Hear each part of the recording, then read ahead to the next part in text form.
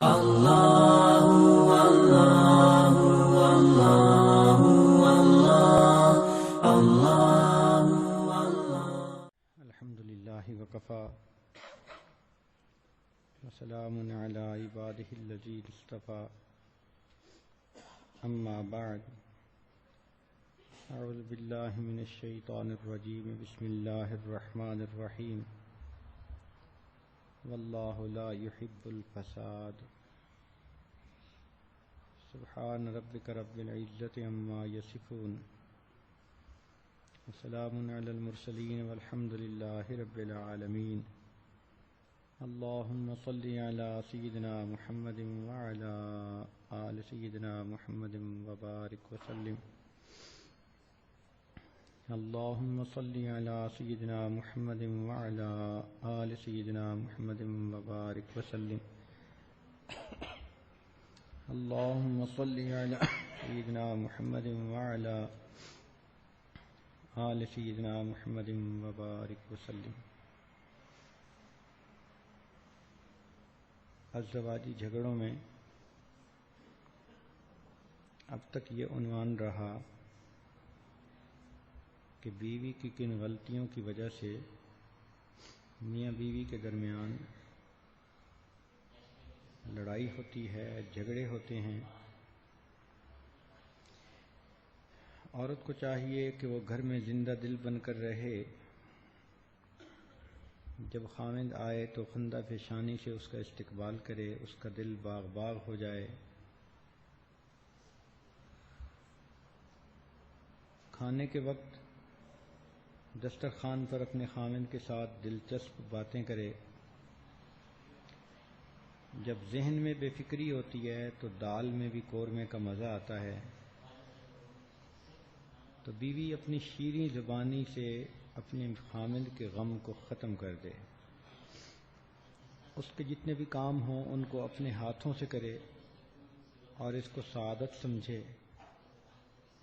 خاوند کی خوشی کو اپنی خوشی اور خاوند کے غم کو اپنا غم سمجھے. خرچ اخراجات کے معاملے میں کفایت شعاری سے کام لے.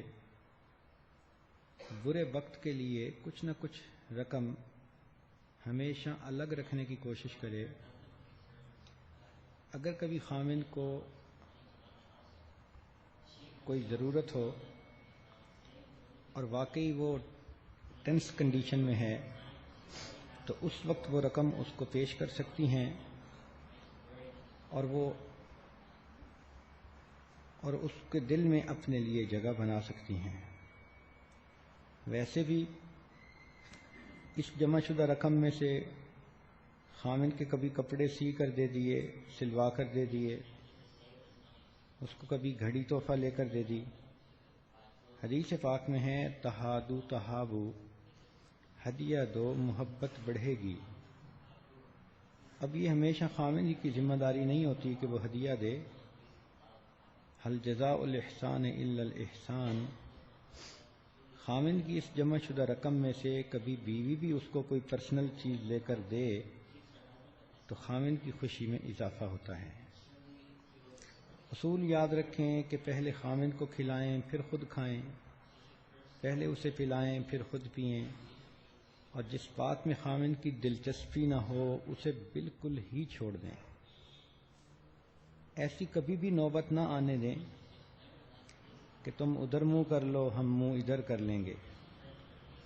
محبت کے میدان میں بازی کو ہار کر ہی انسان جیتتا ہے.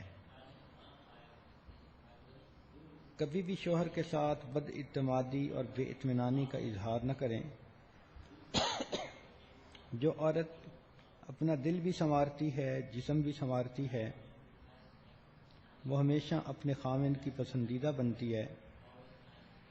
اس کے لیے مچلتے اور چھلکتے حسن کی ضرورت نہیں ہوتی، سمجھداری کی ضرورت ہوتی ہے. مرد کبھی بھی ضدی عورت کو پسند نہیں کرتا. جب بھی کوئی ایسی بات ہو تو ضد کو ختم کر کے ہمیشہ مرد کی بات کو مان لیا کریں. پاک دامنی وہ صفت ہے کہ جس کی وجہ سے عورت ہمیشہ اپنے خاوند کے دل پہ راج کرتی ہے. خامن کے آرام کا خیال رکھیں، اس کو اپنا دوست بنائیں اور دوسروں کی نظر میں اس کی عزت بڑھائیں۔ یہ وہ باتیں تھیں کہ عورت اگر ان باتوں کا خیال رکھے تو گھر کا ماحول پرسکون رہتا ہے، میاں بیوی کے درمیان محبت بڑھتی رہتی ہے۔ اب رہ گئی باتیں کہ خامن کو کیا کرنا چاہیے۔ نبی علیہ الصلوۃ والسلام نے ارشاد فرمایا، خیرکم خیرکم لأہلہ، تم میں سے سب سے بہتر وہ ہے جو تم میں سے اپنے اہل خانہ کے لیے بہتر ہے۔ چنانچہ مرد کی اچھائی کا معیار اس کا بزنس نہیں، اس کا دفتر نہیں، اس کے دوستوں کی محفل نہیں، مرد کی اچھائی کو پرکھنے کے لیے معیار اس کا اپنی بیوی کے ساتھ تعلق ہے۔ اگر اس نے ان کو خوش رکھا ہے اور ان کے غم ختم کر دیے اور ان کو پرسکون زندگی دینے کی کوشش کی تو یقیناً یہ ایک اچھا انسان ہے۔ نبی علیہ الصلوۃ والسلام اس کی تصدیق فرما رہے ہیں، اور نبی علیہ السلام نے یہ بھی فرمایا کہ انا خیرکم لأہلی، کہ میں تم سب میں سے اپنے اہل خانہ کے لیے زیادہ بہتر ہوں۔ گویا پریکٹیکل مثال بھی نبی علیہ السلام نے دے دی۔ عورت کو اللہ رب العزت نے مرد کی پسلی میں سے بنایا۔ اس کا معنی یہ کہ اللہ رب العزت نے نہ تو سر میں سے بنایا کہ اس کو سر پہ بٹھا کے رکھو، نہ اس کو پاؤں سے بنایا کہ اس کو پاؤں کے نیچے رکھو۔ اللہ رب العزت نے اسے پسلی سے بنایا کہ یہ تمہارے دل کے قریب ہے، تم اس کو ہمیشہ اپنے دل کے قریب رکھو۔ اس لیے خامن کو چاہیے کہ وہ گھر کا ذمہ دار ہے، اس کو تحمل مزاج ہونا چاہیے۔ ذرا سی بات پہ غصے میں آ جانا، ہر وقت غصے کی زبان بولنا، ہر وقت لہجہ بدل کے بیوی سے بات کہنا، یہ بے وقوف مردوں کا کام ہوتا ہے۔ یہ کوئی مردانگی نہیں ہوتی۔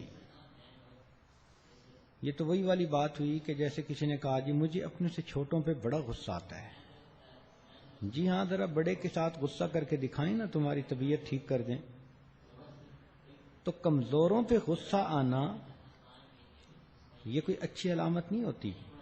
ان کے ساتھ تو رحم دلی کا معاملہ ہونا چاہیے۔ گھر کے اندر 100 چھوٹی موٹی باتیں ہو جاتی ہیں، ایسی باتوں کو اگنور کر جانا چاہیے۔ کلیئرنس اور ٹالرنس اس کے آج کل اصول بنے ہوئے ہیں۔ دنیا میں جتنی بھی مشینری چل رہی ہے اس کی فٹنگ میں ہمیشہ کلیئرنس ٹالرنس کا خیال رکھا جاتا ہے۔ شیفٹ کا سائز اتنا ہو تو بیرنگ کا سائز اتنا ہوگا۔ دو چیزوں کو آپس میں فٹ کرنا ہے تو ان کے درمیان اتنی کلیئرنس ہونی چاہیے۔ تو اگر مشینری نے فٹ ہونا ہے، اس میں کلیئرنس ٹالرنس چاہیے، تو دو انسانوں نے اپنی ازدواجی زندگی میں فٹ ہونا ہے تو ان کو بھی کلیئرنس ٹالرنس کی ضرورت ہوتی ہے۔ درگزر سے کام لینا چاہیے، کوئی کسی موڈ میں کوئی کسی موڈ میں۔ تو چھوٹی چھوٹی باتوں کا بتنگڑ بنا دینا یہ کبھی بھی عقل مندی کی بات نہیں ہوتی۔ مرد کتنا برا لگتا ہے کہ چھوٹی سی بات پہ ناراض ہو کر بیٹھ جائے۔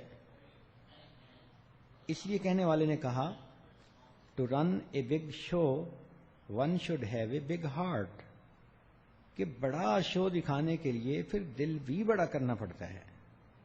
تو شادی کے بعد تو خامند کو اپنا دل بہت بڑا کر لینا چاہیے۔ انگریزی کا ایک مقولہ ہے کہ high winds blow on high mountains, اونچے پہاڑوں کے اوپر آندیاں بھی زیادہ تیز چلا کرتی ہیں۔ تو زندگی میں اونچ نیچ ہوتی ہے، کبھی ماں کی طرف سے شکوے، کبھی بہن کی طرف سے شکوے، کبھی بیوی کی طرف سے شکوے۔ اب یہ ذمہ داری خامند کی بنتی ہے۔ کئی خامندوں کو دیکھا کہ وہ اپنی بیوی کو ماں کے رحم و کرم پہ چھوڑ کے خود ایک طرف ہو جاتے ہیں۔ انتہائی غیر ذمہ دارانہ بات۔ ہمیشہ اپنی پوزیشن کا خیال رکھنا چاہیے. اگر محسوس کر رہے ہو کہ بیوی کی غلطی تو اس کو پیار سے سمجھاؤ. اگر سمجھ رہے ہو کہ امی اس وقت ضرورت سے زیادہ اس پر سختی کر رہی ہے تو بڑے ادب کے ساتھ امی کی خدمت میں گزارش کرو. اپنی بیوی کی وکالت کرتے ہوئے ذرا بھی نہ شرماؤ، اس لیے کہ چھوٹی چھوٹی چیزیں ہی بعد میں بڑی بنا کرتی ہیں. تو بیوی کو پروٹیکٹ کرنا یہ تو خاوند کی ذمہ داری ہوتی ہے. اب اس کو یوں کہنا کہ بھئی مجھے نہیں پتا، بس تم انہیں خوش کرو، تو بیوی کوشش تو کرے گی کہ میرے خاوند کی والدہ ہے میں خوش کروں. مگر ہم نے کئی مرتبہ دیکھا کہ ساس بڑی گھاگ اور تجربے کار ہوتی ہے، اونچ نیچ جانتی ہے، سمجھتی ہے. وہ ایسے اپنی اننگز کو پلے کرتی ہے کہ اس عورت کو یا بچی کو ناک آؤٹ کر کے رکھ دیتی ہے. تو اس میں خاوند کی ذمہ داری ہے کہ وہ اپنی پوزیشن کا خیال رکھے، اور اگر دیکھتا ہے کہ امی ضرورت سے زیادہ سختی کر رہی ہے یا امی نے اس کو ٹف ٹائم دینا شروع کر دیا ہے تو ان کی باتوں کو پھر خود بلاک کرے. اس لیے شریعت نے کہا کہ مرد کی ذمہ داری ہے کہ اپنی بیوی کو الگ مکان یا کوئی کمرہ لے کر دے جس میں وہ کوئی سکھ کا سانس لے سکے. بیوی کو سر چھپانے کی جگہ لے کر دینا شرعاً خاوند کی ذمہ داری ہے. ہمارے حضرت رحمۃ اللہ علیہ فرمایا کرتے تھے کہ اللہ تعالیٰ خاوند کو ذرا بھی گنجائش دے تو اس کو اپنی زندگی میں سب سے پہلے مکان خریدنا چاہیے.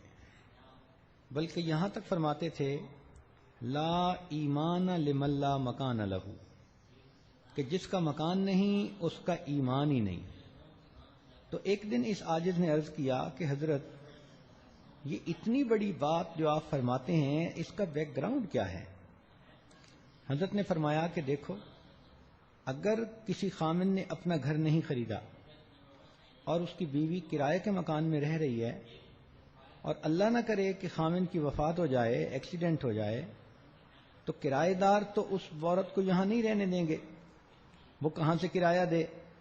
تو جب وہ اس کا سامان گھر سے نکالیں گے تو یہ عورت پریشانی کے عالم میں کفریہ بول بولے گی، اس کا ایمان ہی خطرے میں ہو جائے گا. تو اس لیے فرماتے تھے کہ خاوند کی ذمہ داری کہ عورت کو سب سے پہلے سر چھپانے کی کوئی جگہ دے تاکہ جس میں وہ اپنی زندگی گزار سکے. یاد رکھیں کہ جتنا محبت و پیار سے میاں بیوی رہتے ہیں اتنا ہی اللہ رب العزت ان سے خوش ہوتے ہیں. کہتے ہیں کہ house is built by hands but home is built by hearts. اینٹیں جڑتی ہیں تو مکان بن جاتے ہیں، جب دل جڑتے ہیں تو گھر آباد ہو جاتے ہیں. لہذا بیوی کے ساتھ خوش اخلاقی سے رہنا یہ خاوند کی ذمہ داری.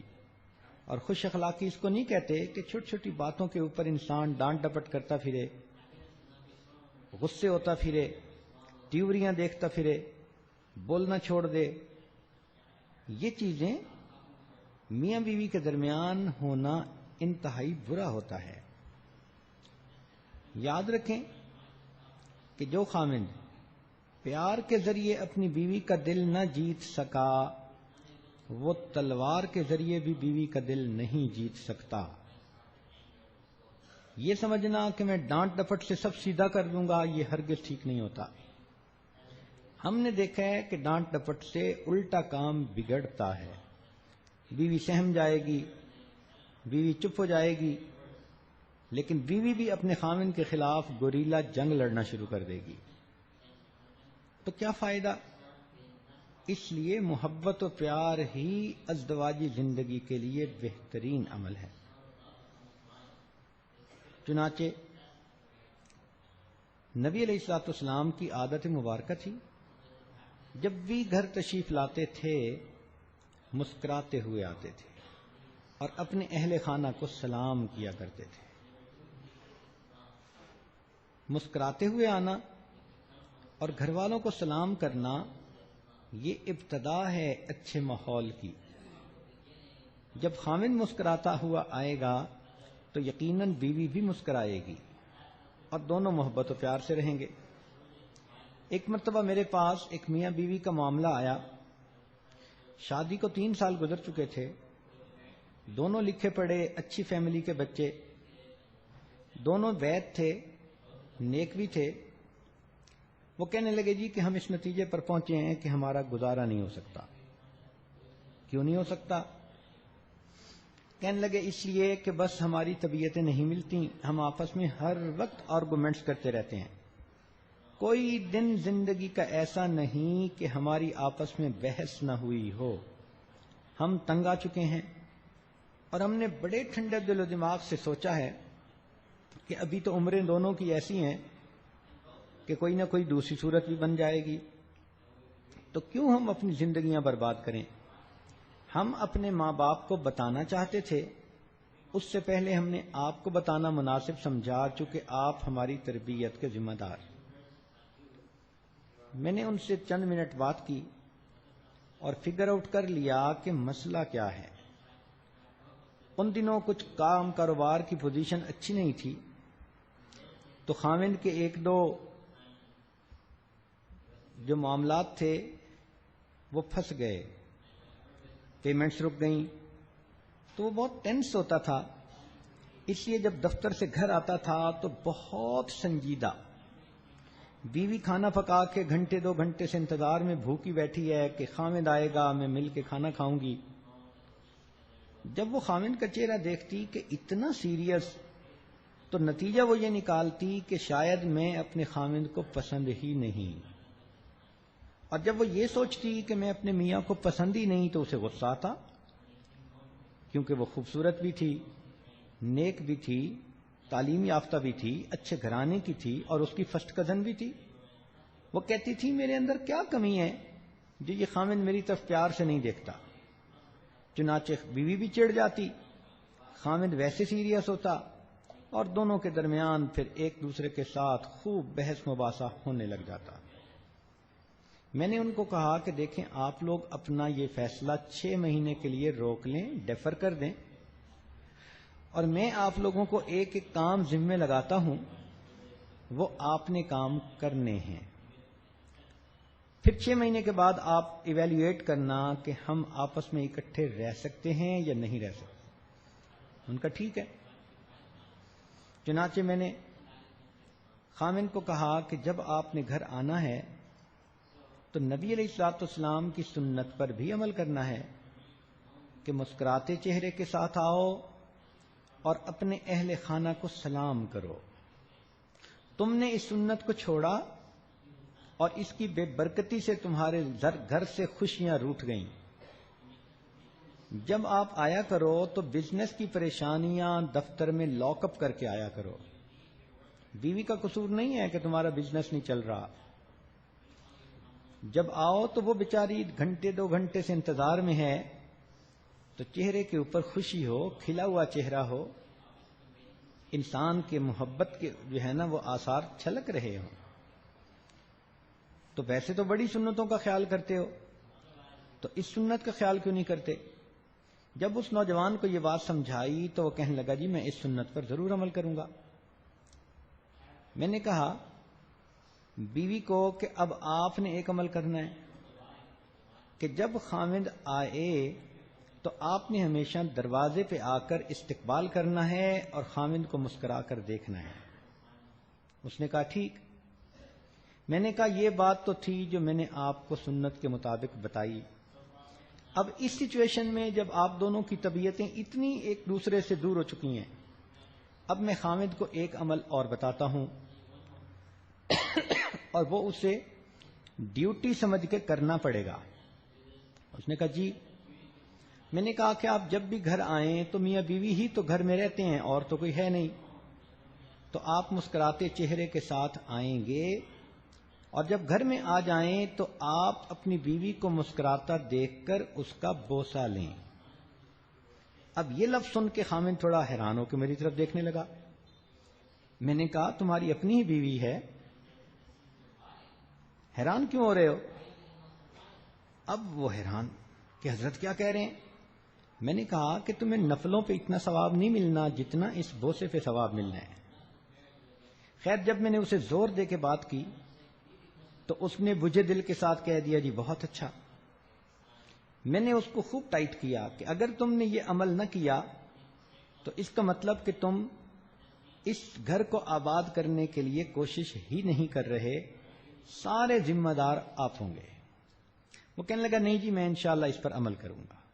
3 مہینے کے بعد دونوں نے فون کیا، ہنستے مسکراتے کہنے لگے جی کہ ہمیں تو یوں لگا ہے کہ یہ 3 مہینے ہم نے ہنی مون کنڈیشن میں گزارے ہیں، اس لیے کہ جب خامد گھر مسکراتے ہوئے آتا تھا اور بیوی کو کس کرتا تھا اور بیوی بھی مسکراتی تھی تو پھر سارے گھر میں مسکراہٹیں ہی آ جاتی تھیں، آرگومنٹس ختم ہی ہو جاتے تھے. تو کئی مرتبہ ایک چھوٹا سا عمل اجڑتے ہوئے گھر کے آباد کرنے کا سبب بن جاتا ہے. میرے پاس لاہور کا ایک نوجوان آیا، انتہائی نیک، تہجد گزار، متقی، پرہیزگار. اس کو کوئی 1 سال ہوا تھا بیعت ہوئے، مگر اللہ نے اس کی طبیعت کے اندر نیکی رکھ دی تو وہ خوب تقوی کی زندگی گزار رہا تھا. بس آیا تو بڑے غصے میں، پوچھا خیر تو ہے؟ جی بس میں کیا کروں، بیوی ایسی ہے کہ دین کی طرف آنے کو بالکل تیار ہی نہیں، نہ ٹی وی چھوڑتی ہے، نہ یہ چھوڑتی ہے، نہ وہ چھوڑتی ہے، پردے کا خیال نہیں کرتی، فلاں نہیں کرتی. الٹا میں دین کی بات کرتا ہوں تو آگے سے الٹی بات کر دیتی ہے. میں تنگ آ چکا ہوں، بس حضرت مجھے آپ بتائیں میں کیا کروں. اب اصل میں وہ مجھ سے سینکشن لینا چاہتا تھا کہ یا تو میں بیوی کی پٹائی کروں یا پھر بیوی کو میں کے بھیج دوں. میں نے اس سے بات چلائی اور اس کو کہا اچھا بتاؤ تمہاری شادی کیسے ہوئی؟ پتہ چلا جناب کہ یہ صاحب بھی ویسے ہی تھے 1 سال پہلے، اور دونوں کی آپس میں لو میرج تھی. 1 سال تک ان کا افیئر چلتا رہا، پسند کی شادی تھی. تو میں نے اسے سمجھایا کہ دیکھو دونوں کا بیک گراؤنڈ ایک ہی جیسا تھا، فرق یہ کہ آپ کو نیک محفل ملی تو آپ all of the sudden change ہو گئے. تو بیوی کو نہ یہ بیانات ملے، نہ یہ صحبتیں ملیں، نہ یہ خیر کی بات سننے کا موقع ملا، تو بیوی کیسے اتنا جلدی بدل جائے گی؟ ٹائم لے گی. تو کیوں اتنا پریشان ہوتے ہو؟ کہنے لگا جی بس میں کیا کروں، بہت ہی بے دین بن گئی ہے، بہت ہی زیادہ وہ فاسقہ ہے، وہ بار بار یہی بات کرے. میں نے اسے کہا اچھا میں آپ کے ذمہ ایک کام لگاتا ہوں. جی بتائیں. میں نے کہا کہ یہ بتائیں کہ کبھی آپ نے کھانا کھاتے ہوئے اپنی بیوی کے منہ میں لقمہ ڈالا؟ کہنے لگا نہیں. میں نے کہا کیوں، یہ سنت نہیں ہے؟ کہنے لگا اچھا سنت ہے. میں نے کہا ہاں بالکل. جاؤ اور جب کھانا کھانے بیٹھو تو جو مٹھائی کا ڈبہ دسترخوان پہ پڑا ہو اس میں سے ایک گلاب جامن اٹھا کے آج اس کے منہ میں ڈال دینا. اب اس کی سانس جیسے رکی ہوئی ہے اور میری طرف دیکھ رہا ہے، کیونکہ اس کی طبیعت میں تو سختی تھی، وہ تو پٹائی کے موڈ میں آیا تھا، اور آگے سے اس کو کچھ اور جو ہے وہ نسخہ مل گیا. وہ بار بار میری طرف دیکھے، حضرت اس کے منہ میں ڈالوں تو اور کیا کرنا ہے تم نے، جاؤ جاؤ کہ اس پہ عمل کرو. جی حضرت. پھر میں نے اس کی خوب اچھی طرح خبر لی اور اس کو سمجھایا کہ دیندار لوگوں کی بے جا طبیعت کی سختی اپنی بیویوں کو بے دین بنانے کا بڑا سبب ہوتی ہے. میں نے کہا یہ کہاں کے اخلاق ہیں جو تم سمجھتے ہو کہ بڑے تم اقامت دین کی کوششیں کرتے پھرتے ہو؟ جاؤ پیار سے رہو اور کل مجھے آ کے بتانا کہ منہ میں لقمہ ڈالا.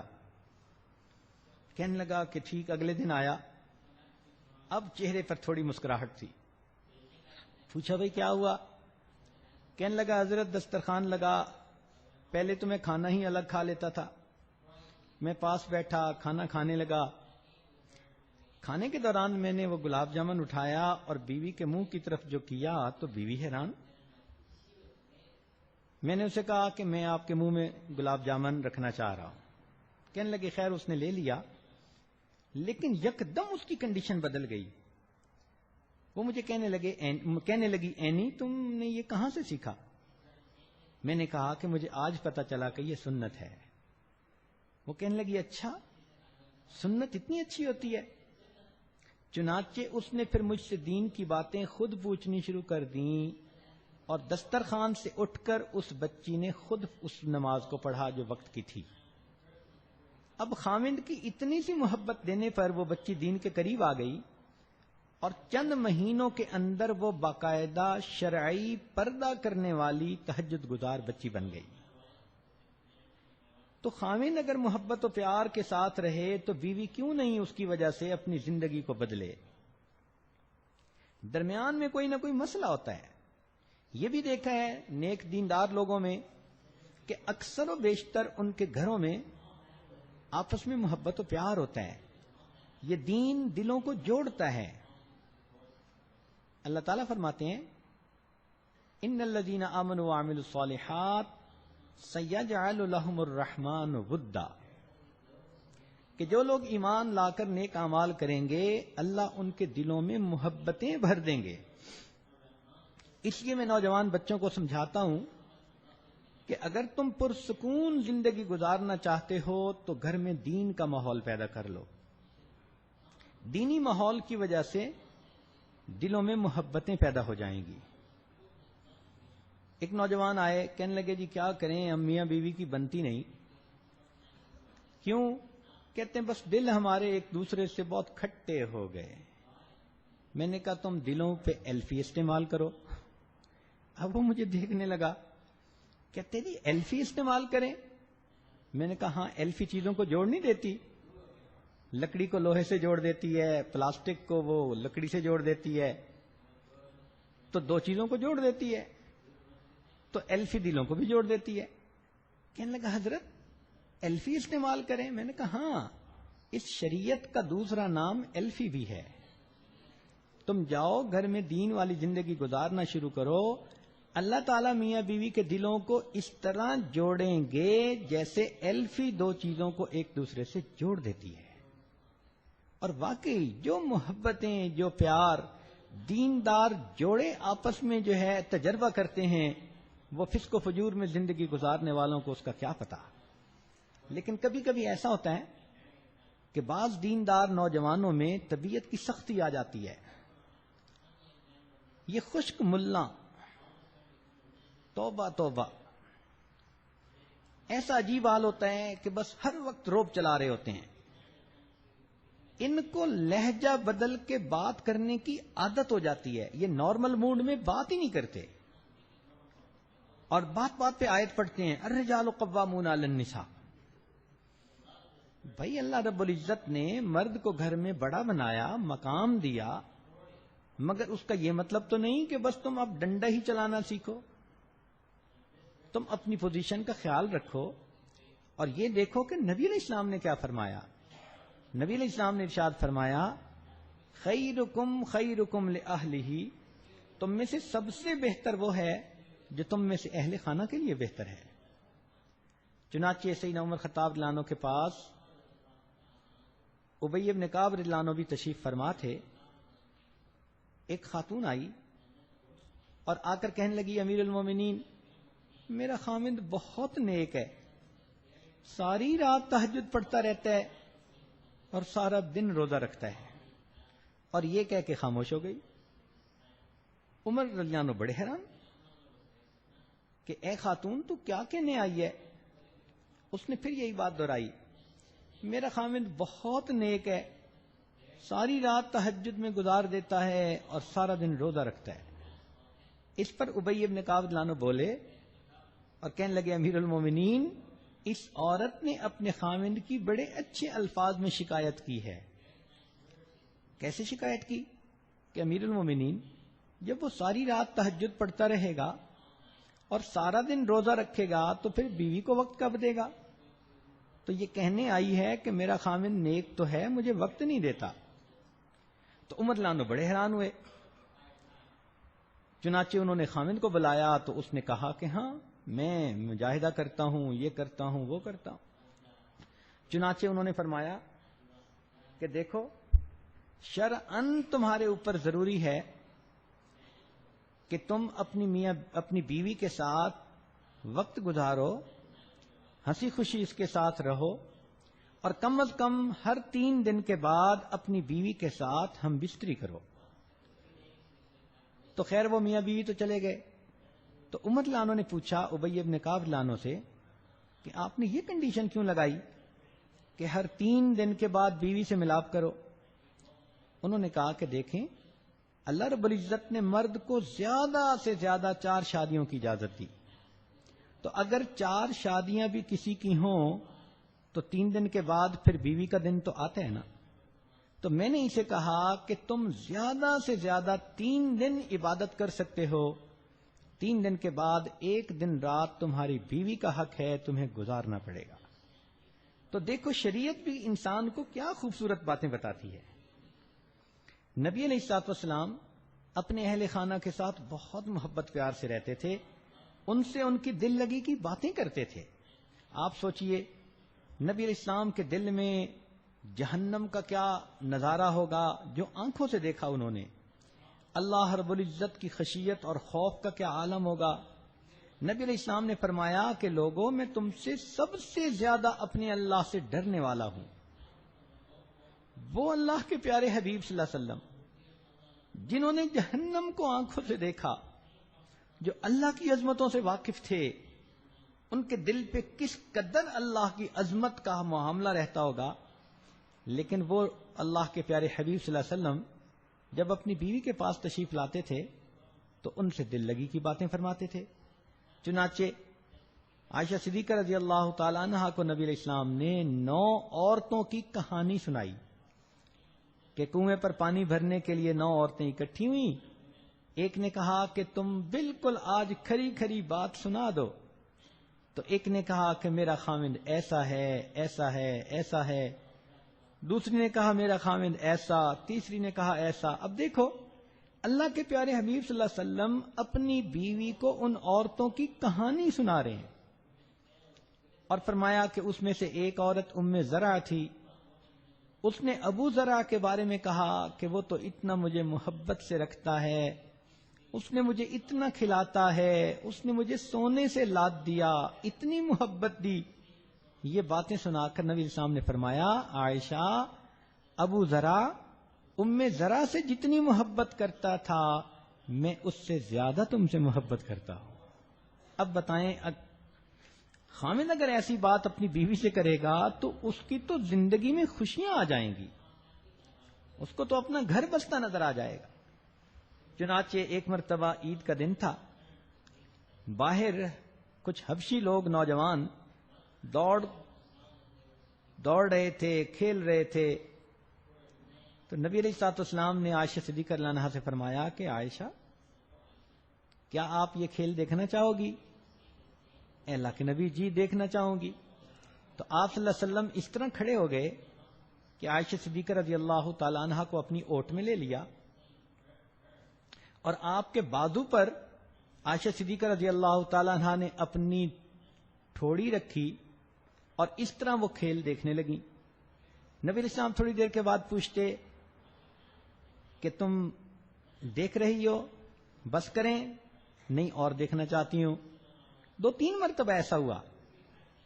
تو نبی علیہ السلام نے فرمایا کہ تمہیں یہ کھیل بہت اچھا لگا. اب دیکھیے کہ اللہ کے پیارے حبیب صلی اللہ علیہ وسلم پردے کی آیات نازل ہونے سے پہلے یہ کھیل خود اپنی بیوی کو دکھا رہے ہیں. اور ایک میدان جنگ سے واپسی پر رات کا وقت تھا تو اس وقت عورتیں رات کو اپنی ضرورت سے فارغ ہونے کے لیے باہر نکل جاتی تھیں اپنے خامدوں کے ساتھ. ٹوائلٹ تو بنے ہوئے ہوتے نہیں تھے. نبی علیہ السلام اپنے اہل خانہ کے ساتھ گئے. رات کا وقت تھا، کھلا میدان تھا. نبی علیہ السلام اپنی اہلیہ سے فرماتے ہیں کہ حمیرہ آؤ دوڑ لگائیں. اب دیکھو کتنی عجیب بات لگتی ہے. چنانچہ نبی علیہ السلام اپنی اہلیہ کے ساتھ دوڑنے لگے تو نبی علیہ السلام نے ان کو جیتنے دیا. جب وہ جیت گئیں تو وہ بہت خوش ہو گئیں.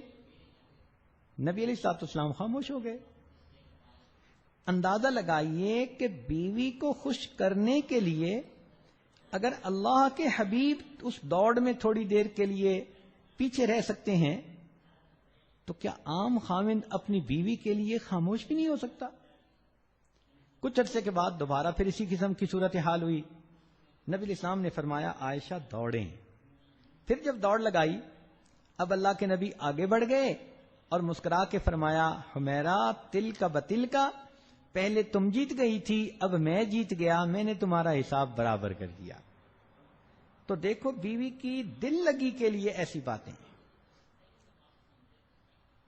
چنانچہ حضرت ڈاکٹر عبدالحی عارفی رحمۃ اللہ علیہ، ان کی بیوی ان کے بارے میں فرمایا کرتی تھیں کہ انہوں نے پوری زندگی کبھی مجھ سے لہجہ بدل کر ہی بات نہیں کی.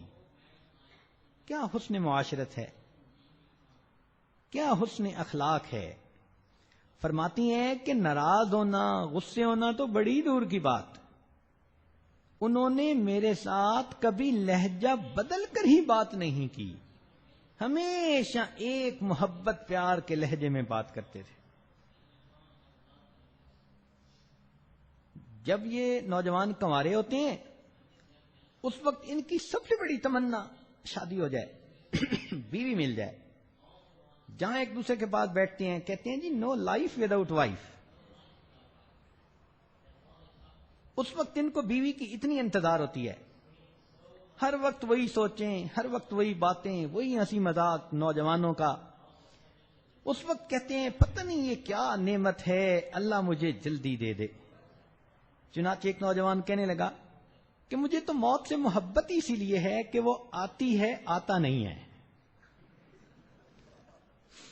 تو جب کنوارے تھے تو پھر تو اتنا شوق کہ ہائے اللہ مجھے یہ نعمت دے دے، اور جب وہ بیوی گھر میں آ جاتی ہے تو اب ان کو سختیاں یاد آتی ہیں. اس وقت بھی محبت پیار سے رہیں. چنانچہ نبی علیہ الصلوۃ والسلام کی سواری ایک مرتبہ جا رہی تھی. عائشہ صدیقہ رضی اللہ تعالیٰ عنہا دوسرے اونٹ پر سوار تھیں. اللہ کی شان وہ اونٹ بھاگ گیا.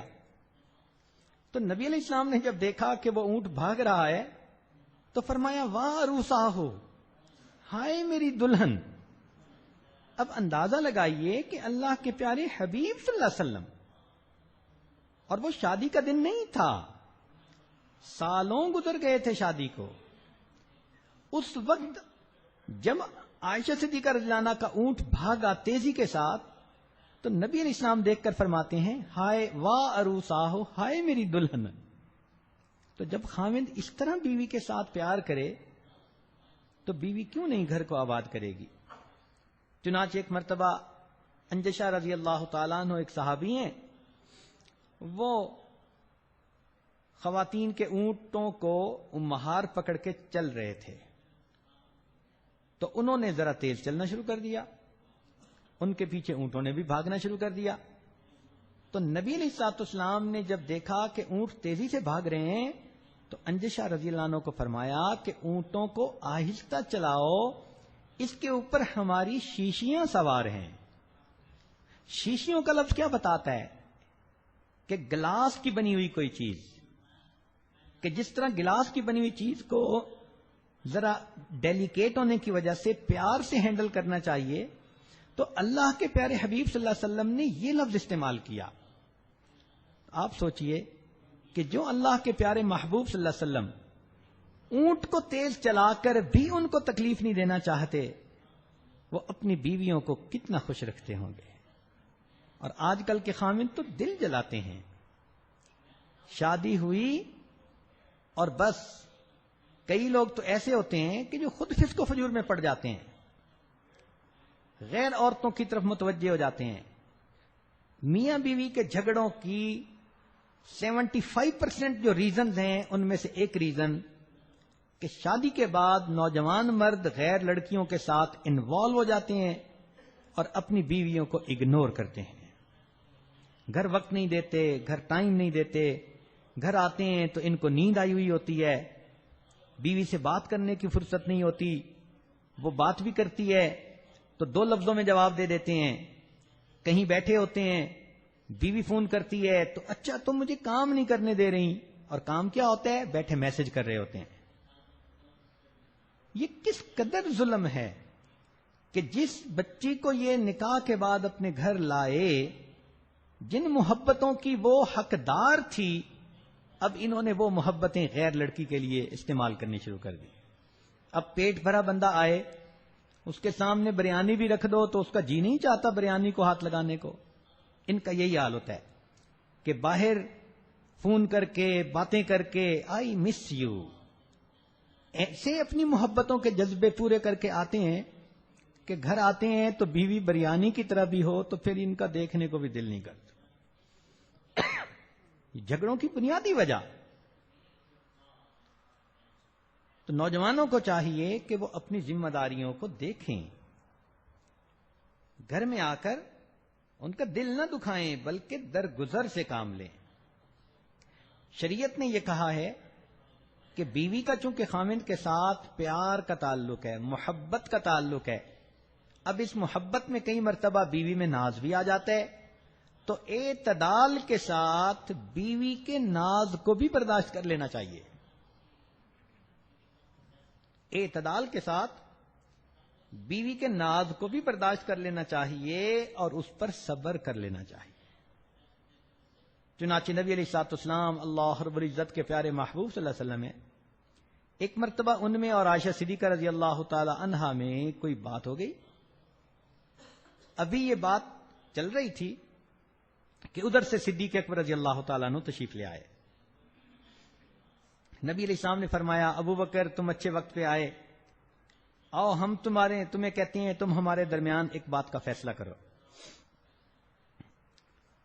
تو صدیق اکبر عنہ نے کہا جی۔ تو فرمایا کہ بھئی کون بات کرے گا؟ تو نبی علیہ السلام نے فرمایا کہ میں بات کرتا ہوں، بتاتا ہوں کیا ہوا۔ تو عائشہ صدیقہ رضی اللہ تعالیٰ عنہا وہ ذرا غصے میں تھیں، کہنے لگی ہاں بالکل آپ ہی بات کریں مگر ٹھیک ٹھیک کرنا۔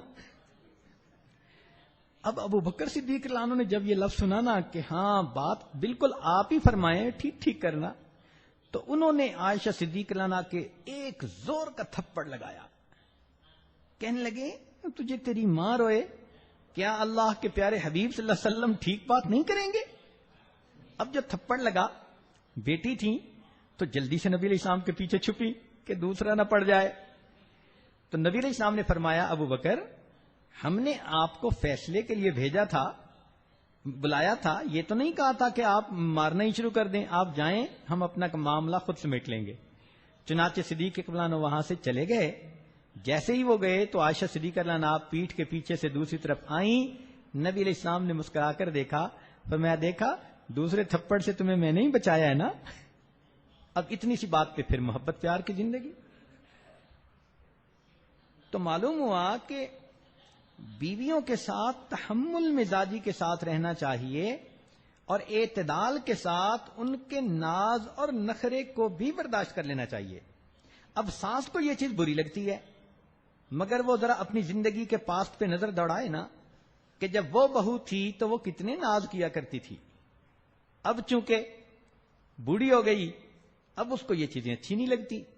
وہ بیٹے کو سمجھاتی ہے کیا تمہاری بیوی بنی رہتی ہے، تم بیوی کے ساتھ بیٹھے رہتے ہو۔ وہ اصل میں وہ نہیں بول رہی ہوتی، بیچاری کا بڑھاپا بول رہا ہوتا ہے۔ تو میں سمجھتا ہوں کہ ساس بھی بیچاری بے قصور ہی ہوتی ہے، وہ خود نہیں بول رہی ہوتی، اس کا بڑھاپا بول رہا ہوتا ہے۔ اگر وہ اس عمر میں ہوتی جس عمر میں یہ بچے اور بچیاں ہیں تو اس کی بھی فریکوینسی ڈیفرنٹ ہوتی۔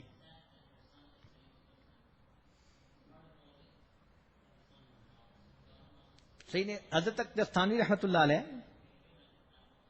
فرماتے ہیں کہ اولاد نہ ہونے کی وجہ سے دوسری شادی کرنی پڑی، تو بیویوں کے اندر پھر آپس میں ایک دوسرے کے ساتھ تو معاملہ چلتا ہی ہے، تو کبھی یہ ناراض تو کبھی وہ ناراض۔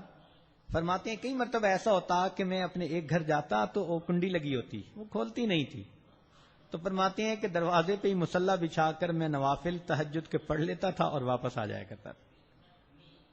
یہ حکیم الامت ہیں جن کو اللہ نے علم کا سمندر بنایا تھا۔ فرماتے ہیں کہ میری بڑی اہلیہ ایک مرتبہ جانے لگی کسی دوسرے کا یعنی جگہ پر، مجھے کہہ گئیں کہ گھر میں نے برغیاں پالی ہوئی ہیں تو ان کو اپنے وقت پہ پانی دانا دے دیجئے گا۔ میں نے کہا بہت اچھا۔ فرماتے ہیں کہ مجھے بات ہی بھول گئی، اب میں تفسیر لکھنے کے لیے بیٹھا بیان القرآن، اور کوئی مضمون وارد نہیں ہو رہا، بڑی اللہ توبہ کی، بڑی دعائیں مانگی، مگر کوئی طبیعت میں انشراح ہی نہیں ہو رہا، آمد کا سلسلہ بالکل بند تھا۔ فرمانے لگے کہ کافی دیر کے بعد میں نے کہا کہ ہو نہ ہو کوئی مجھ سے ایسی کوتاہی ہوئی، گناہ ہوا، جس کے وبال کی وجہ سے اللہ نے مجھے، جو روز علم میرے اوپر یعنی آتا تھا، اللہ نے مجھے اس معرفت سے محروم آج کر دیا۔ کہنے لگے میں بیٹھ کے سوچنے لگا تو اچانک مجھے خیال آیا، اوہو میں نے تو مرغیوں کو آج دانا بھی نہیں ڈالا۔ فرماتے ہیں میں اٹھ کے فوراً گھر گیا، مرغیاں بھوکی پیاسی تھیں، میں نے دانا ڈالا، ان کو پانی دیا۔ جب مرغیوں نے وہ پانی پیا اور دانا ڈالا، اللہ نے مضامین پھر وارد کرنے شروع کر دیے، میں نے آ کے اللہ کے قرآن کی تفسیر لکھی۔ اگر مرغیوں کو تکلیف پہنچے تو اللہ اپنی معرفت کے علم کو روک لیتے ہیں، جو اپنی بیوی کا دل دکھائے گا یہ اللہ کی معرفت کیسے پائے گا؟ تو دیندار لوگوں کو اس بات کا خیال رکھنا چاہیے۔ حضرت تھانوی رحمۃ اللہ نے یہ واقعہ لکھا کہ ایک شخص کی بیوی سے کوئی غلطی کوتاہی ہوئی، مگر اس نے اس کو اللہ کی بندی سمجھ کے معاف کر دیا۔ کچھ عرصے کے بعد خاوند کی وفات ہوئی۔ خاوند کسی نے پوچھا خواب میں کہ سناؤ کیا ہوا؟ کہنے لگا کہ اللہ کے حضور پیشی ہوئی، فرمایا تو نے اس موقع پر اپنی بیوی کو میری بندی سمجھ کے معاف کر دیا تھا، آؤ آج میں بھی تمہیں اپنا بندہ سمجھ کے معاف کر دیتا ہوں۔ اللہ اکبر کبیرہ۔ اس سے اندازہ لگائیے کہ اللہ رب العزت کتنا پسند کرتے ہیں اس بات کو۔ چنانچہ ابوالحسن خرقانی رحمۃ اللہ علیہ شیر کی سواری کر کے آ رہے تھے۔ کسی نے پوچھا کہ حضرت آپ کو یہ کرامت کیسے ملی کہ شیر پہ سوار ہوتے ہیں؟ فرمان لگے ہاں گھر میں میری بیوی تیز مزاج کی ہے، میں اس کی تلخ مزاجی پہ صبر کر لیتا ہوں تو اللہ کا شیر میرے بوجھ کو اٹھانے پر صبر کر لیتا ہے۔ حضرت مرزا مظہر جان جانا رحمت اللہ علیہ بہت ہی زیادہ نازک مزاج تھے۔ ان کے تو واقعات بہت ہی زیادہ ہیں نا، مگر روحانی مقام اتنا تھا کہ شاہ ولی اللہ محمد دہلوی رحمۃ اللہ علیہ فرماتے تھے کہ اللہ رب العزت نے مجھے ایسا کشف دیا کہ میں پوری دنیا کو اس طرح دیکھتا ہوں جیسے ہتھیلی پہ پڑے ہوئے کسی دانے کو دیکھتا ہوں۔ یہ شاہ ولی اللہ محدث دہلوی رحمۃ اللہ نے لکھا ہے، اور فرماتے ہیں کہ اس کشف کے حاصل ہونے کے بعد میں یہ کہتا ہوں کہ اس وقت پوری دنیا میں مرزا مظہر جانا رحمۃ اللہ علیہ جیسا کوئی دوسرا بزرگ موجود نہیں ہے۔ تو جن کے بارے میں ایک محدث مفسر یہ کہہ رہا ہو، وہ مرزا مظہر جانا رحمۃ اللہ علیہ، ان کو جو یہ ولایت کا مقام ملا، اس کی بنیادی وجہ یہ تھی کہ ان کی بیوی ذرا تیز زبان کی تھی، بات بات پہ سخت لفظ بول دیتی تھی، تو انہوں نے اپنی بیوی کے اس ایذا پر صبر کیا، اللہ نے ان کو ولایت کا اتنا اونچا مقام عطا فرما دیا۔ چنانچہ نبی علیہ السلام نے ارشاد فرمایا کہ اگر مرد بالکل ہی نرم بن کے رہے تو یا غالب نہ کریما، ایسے کریم بندے پر عورتیں غالب آ جاتی ہیں، اور جو بندہ ان کے ساتھ ذرا سختی کا معاملہ کرے تو فرمایا یا غالبہن لئیم، کمینے بندے اپنی بیویوں پہ غالب آ جاتے ہیں مار پیٹ کے ذریعے، سختی کے ذریعے۔ تو نبی علیہ السلام نے فرمایا احب ان اکون کریما مغلوبا، میں چاہتا ہوں کہ میں کریم بن کر رہوں اگرچہ میری بیوی مجھ پر غالب ہی کیوں نہ آ جائے۔ یہ اللہ کے پیارے حبیب صلی اللہ علیہ وسلم فرما رہے ہیں۔ بعض اوقات جھگڑے کی ایک وجہ یہ بھی بنتی ہے کہ خاوند اپنی بیوی کو خرچ کے لیے مناسب پیسے ہی نہیں دیتے، کام بھی ہے، کاروبار بھی ہے، مگر گھر میں کنجوس بنے ہوتے ہیں۔ اب ضرورت کی چیز بھی نہ لا کے دینا، یا بیوی کہے جی کہ فلاں چیز کی ضرورت تھی گھر میں اور وہ بھول ہی جانا، جو مردوں کا شیوا ہے، تو یقیناً یہ جھگڑے کا سبب بنے گا۔ تو اعتدال کے ساتھ اس کی ضروریات کو پورا کرنا، اس کو کپڑا جوتی لے کر دینا، ضرورت کی چیزیں لے کر دینا، اچھا کھانا دینا، یہ خاوند کا فرض منصبی ہوتا ہے. اور شریعت نے تو یہ کہا کہ گھر کے خرچ اخراجات تو اپنی جگہ، اپنی حیثیت کے حساب سے خاوند ہر مہینے بیوی کا جیب خرچ متعین کر دے اور دینے کے بعد اس کو بھول جائے، اس کے بارے میں یہ مت پوچھے کہ کہاں لگایا. شریعت کا حسن دیکھیے، شریعت کی خوبصورتی دیکھیے. کیوں کہ بیوی کا اپنا تو سورس آف انکم نہیں ہے نا، وہ تو ڈیپینڈ کرتی ہے اپنے خاوند پر. اب خاوند اسے ایک پیسہ بھی ضرورت کے لیے نہیں دیتا تو ذاتی ضرورت کی چیزیں وہ کیسے خرید سکے گی، منگوا سکے گی؟ اور پھر اس کی بہن کا بیٹا آیا، بھائی کا بیٹا آیا، بچہ آیا، یہ خالہ ہے، پھوپھی ہے، اس کا بھی جی چاہتا ہے میں کسی کو کھلونا لے کے دوں، سویٹس لے کے دوں، پیار سے کسی کو ہدیہ دوں، تو کیا یہ اپنے خاوند سے ہر وقت بھیک مانگتی رہے گی؟ تو شریعت نے کہا کہ تم جیب خرچ متعین کر دو حیثیت کے اعتبار سے، اور اس کے بعد وہ جیب خرچہ دینا شروع کر دو، مگر اس کے بارے میں مت پوچھو کہ اس نے کہاں خرچ کیا. ہو سکتا ہے اس کا دل چاہے وہ اپنی کسی غریب پڑوسن، کسی غریب سہیلی کو مدد کرنا چاہے، اللہ کے راستے میں خرچ کرنا چاہے، وہ کر سکے.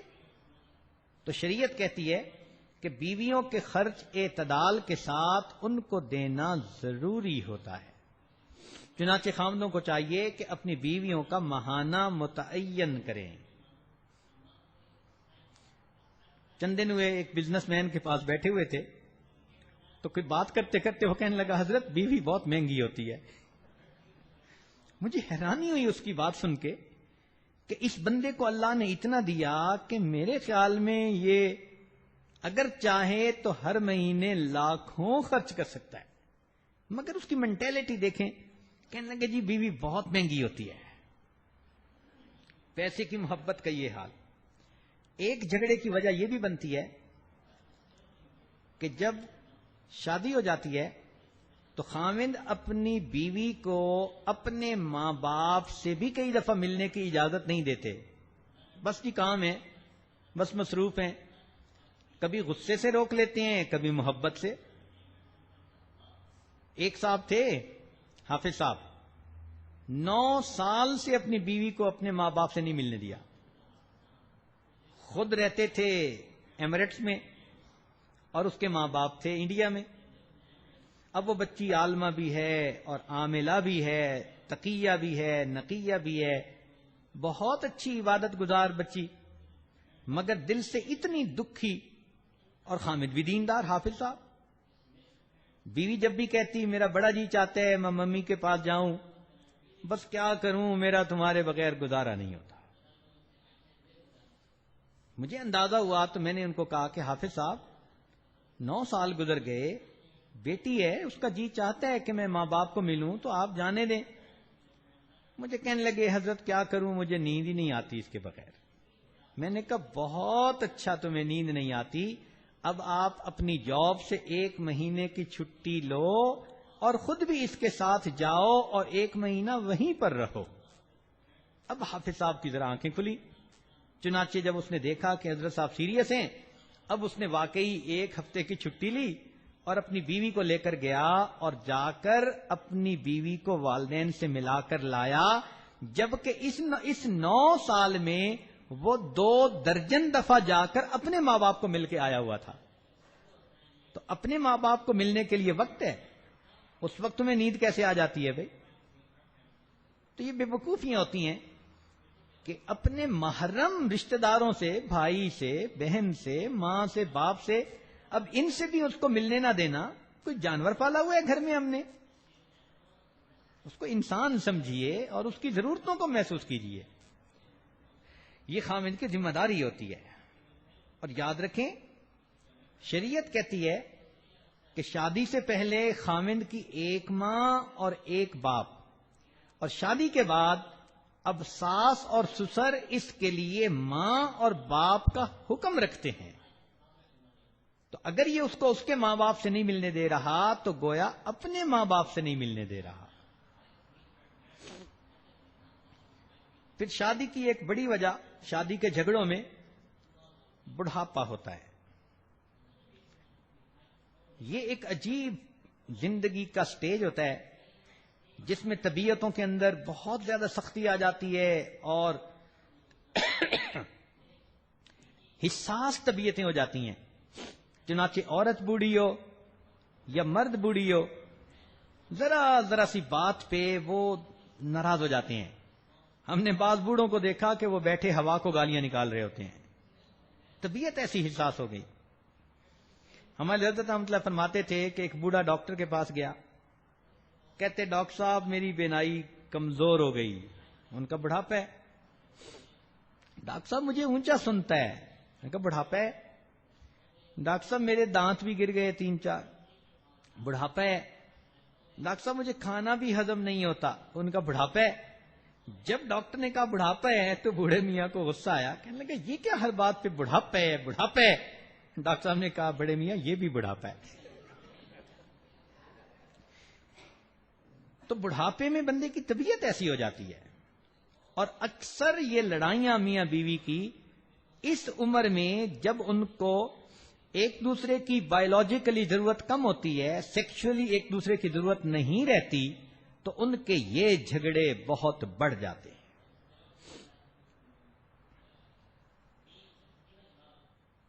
چنانچہ ایک صاحب نے کہا کہ جب میری شادی ہوئی تو میں بولتا تھا اور بیوی سنتی تھی. پھر بچے ہو گئے، ماں کے ووٹ بڑھ گئے، پھر بیوی بولتی تھی اور میں سنتا تھا، اور پھر ہم دونوں بوڑھے ہو گئے تو ہم دونوں بولتے تھے اور محلے والے سنتے تھے. تو بڑھاپے کی لڑائیاں ایسی ہوتی ہیں. شریعت کا حسن و جمال دیکھیے کہ شریعت نے میاں بیوی کے تعلق میں 2 لفظ استعمال کیے. ارشاد فرمایا وَمِنْ آیَاتِهِ، اور اللہ کی نشانیوں میں سے یہ ہے ان خلق لکم من انفسکم ازواجا لتسکنوا الیہا، کہ اللہ نے تم میں سے ہی تمہارا جوڑا بنا دیا تاکہ تم اس سے سکون حاصل کرو. وَجَعَلَ بَيْنَكُمْ مَوَدَّةً وَرَحْمَةً، اور اللہ نے تمہارے درمیان مودت اور رحمت رکھ دی. مفسرین نے نقطہ لکھا کہ مودت ہوتی ہے جوانی کی عمر میں، ایک دوسرے کی ضرورت بھی ہوتی ہے. میاں بیوی لڑ بھی پڑتے ہیں تو رات کو پھر ایک ہوتے ہیں. میاں بیوی ناراض بھی ہوتے ہیں تو پھر ایک دوسرے کی ضرورت ان کو پھر منوانے پہ مجبور کر لیتی ہے. تو فرمایا کہ یہ مودت ہوتی ہے ایک دوسرے کے ساتھ. لیکن جب بوڑھے ہوتے ہیں تو وہ جو ایک دوسرے کی فزیکل ضرورت تھی وہ تو نہیں رہتی اتنی، وہ ریلیشن شپ تو بہت ویک ہو جاتا ہے. تو فرمایا کہ اب دونوں کو جوڑنے کے لیے کیا چیز ہے؟ فرمایا مودتم و رحمہ، اور اللہ نے تمہارے درمیان رحمت کا تعلق بھی رکھ دیا. رحمت کا کیا مطلب؟ کہ بڑھاپے میں خامند اگر بوڑھا ہو گیا تو بیوی یہ سوچے میں جب آئی تھی تو یہ کتنا نوجوان تھا، اس نے کمایا، اس نے گھر بنایا، اس کے بچے ہیں، اس نے مجھے خوشیاں دیں، اور مجھے خوشیاں دے دے کر اب یہ بوڑھا ہو گیا. اب اگر اس کی طبیعت میں تھوڑی سختی بھی ہے تو مجھے ایک بیمار کی طرح جیسے بندہ اس کے ساتھ ڈیل کرتا ہے، مجھے اس کے ساتھ اس اتنے عرصے کی محبتوں کا کچھ بدلہ دینا ہے اور بڑھاپے میں اسی کی خدمت کرنی ہے. اور فرمایا کہ خاوند سوچے کہ یہ جب میرے پاس آئی تھی تو یہ کس قدر نوجوان اور خوبصورت لڑکی تھی، پھر یہاں آ کر اس کے بچے ہوئے اور اس کا یہ حال ہو گیا کہ بوڑھی ہو گئی. اس لڑکی نے اپنی جوانی میری خدمت کرتے کرتے بڑھاپے کو آ گئی. اب اگر بڑھاپے میں اس کی طبیعت میں تلخی ہے، تیزی ہے، کوئی مسئلہ ہے، تو اس نے اپنے آپ کو میری ہی خاطر تو بوڑھا کیا، تو مجھے اس کا لحاظ تو رکھنا چاہیے.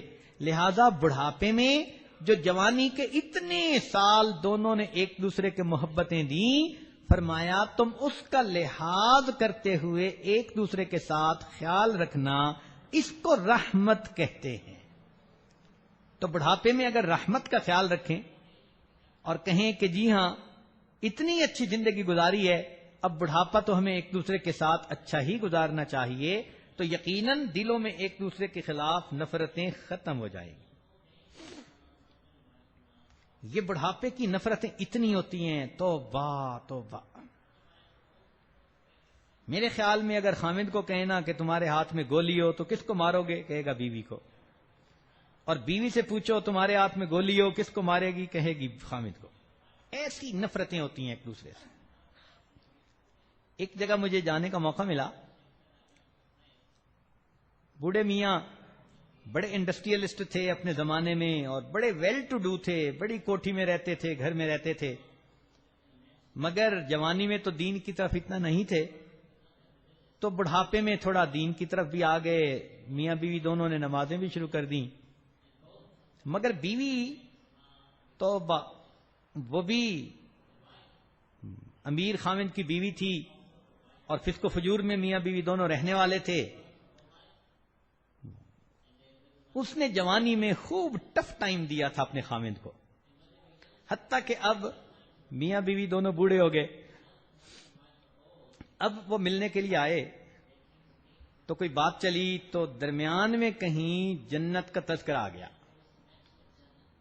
تو میں نے جنت کا تذکرہ تھوڑا کر دیا کہ انسان عبادت کرتا ہے تو اللہ نے اس کی آنکھوں کی ٹھنڈک کے لیے جنت میں یہ بنا رکھا ہے. تو جب میں نے یہ ساری باتیں بتائیں تو وہ بوڑھے میاں کہنے لگے کہ حضرت جنت میں میری بیوی تو نہیں نہ ہوگی؟ میں نے کہا کیوں؟ کہنے لگا اگر یہ جنت میں ہوگی تو میں نے جنت میں نہیں جانا. یعنی اتنا تو وہ تنگ تھا نا کہ کہتا تھا کہ اگر جنت میں یہ ہوئی تو میں نے جنت میں نہیں جانا. پھر میں نے اسے سمجھایا کہ یہ جیسی اب ہے ویسی بن کے جنت میں نہیں جائے گی. جنت میں یہ باکرا بن کر, نیک بن کر, اچھی بن کر جائے گی. مجھے 5-10 منٹ لگے اس بوڑھے کو کنونس کرنے میں. وہ کہتا تھا نہیں میں نے جانا ہی نہیں جنت میں جہاں یہ ہوگی. تو یہ بڑھاپے کے جھگڑے ایسے ہوتے ہیں. تاہم اللہ رب العزت نے قرآن مجید میں عورتوں کے بارے میں ایک سفارش فرمائی ہے. بڑی اہم بات ہے, خامدوں کو دل کے کانوں سے یہ سننی چاہیے. اللہ تعالیٰ ارشاد فرماتے ہیں وَعَاشِرُوهُنَّ بِالْمَعْرُوفِ کہ تم اپنی بیویوں کے ساتھ بڑے اچھے انداز کی زندگی گزارو. عبداللہ ابن عباس عنہ فرماتے تھے کہ جو شخص دنیا میں اللہ کی اس سفارش کا خیال اور لحاظ کرے گا اللہ تعالیٰ قیامت کے دن اس بندے کے گناہوں کے بخشنے میں اس کا لحاظ فرمائیں گے. اور فرمایا کہ جو اپنی بیویوں کو تنگ کرے گا, ٹف ٹائم دے گا, مصیبت میں رکھے گا, رلائے گا, دکھ پہنچائے گا, فرمایا قیامت کے دن جب اللہ کے حضور جائے گا اللہ تعالیٰ فرمائیں گے کہ دیکھو میں نے سفارش کی تھی, تم بیویوں سے محبت پیار سے رہو, تم اسے رلاتے تھے, تم اس کو تنگ کرتے تھے, راتوں کو سونے نہیں دیتے تھے, تم اسے میکے بھیجتے تھے, تم اسے اتنا زیادہ سرد مہری کے ساتھ پیش آتے تھے, تم نے میری بات کا کوئی لحاظ ہی نہ رکھا. آج تم مجھ سے کس رحمت کے طلبگار ہو؟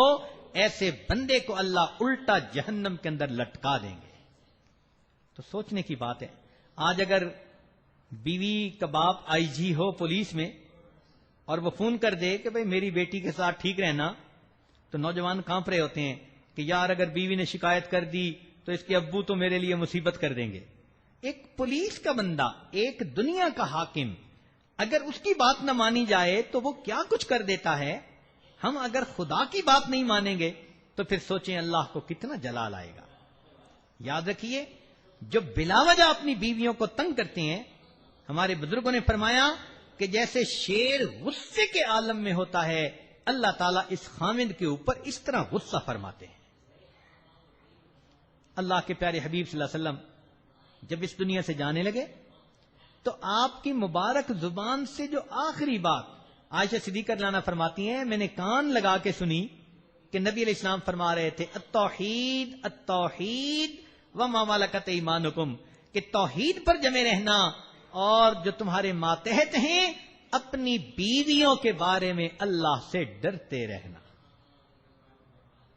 ایک حدیث پاک میں نبی علیہ السلام نے فرمایا لوگوں اپنے ماتحتوں کے ساتھ اچھا سلوک کرنا, انا حجیجہم یوم القیامہ, میں قیامت کے دن ان کا وکیل بن جاؤں گا. اگر تم نے ان کے ساتھ زیادتی کی, ظلم کیا, سختی کی, اور اپنی پوزیشن سے ناجائز فائدہ اٹھایا، اللہ کے حبیب فرماتے ہیں میں قیامت کے دن ان کا حجیج بن جاؤں گا، میں ان کا وکیل بن جاؤں گا، اور تم سے میں ان کو ان کا حق دلا کر رہوں گا۔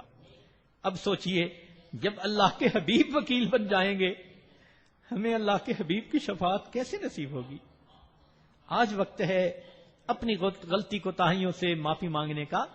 اس لیے اس عاجز کی یہ ایک ایڈوائس ہے کہ اگر بیوی سمجھتی ہے کہ میں نے خاوند کے ساتھ زیادتی کی، وہ آج اپنے خاوند کے پاؤں پکڑ کر معافی مانگ لے، اور اگر خاوند سمجھتا ہے کہ میں نے بیوی کو ستایا اور رلایا، آج جا کر اپنی بیوی سے معافی مانگ لے، اس کا دل خوش کر لے، اپنی بیوی کا دل خوش کرے گا، دوسرے لفظوں میں اپنے پیارے حبیب حضرت محمد صلی اللہ علیہ وسلم کا دل خوش کرے گا، اور اپنے اللہ رب العزت کو خوش کرے گا۔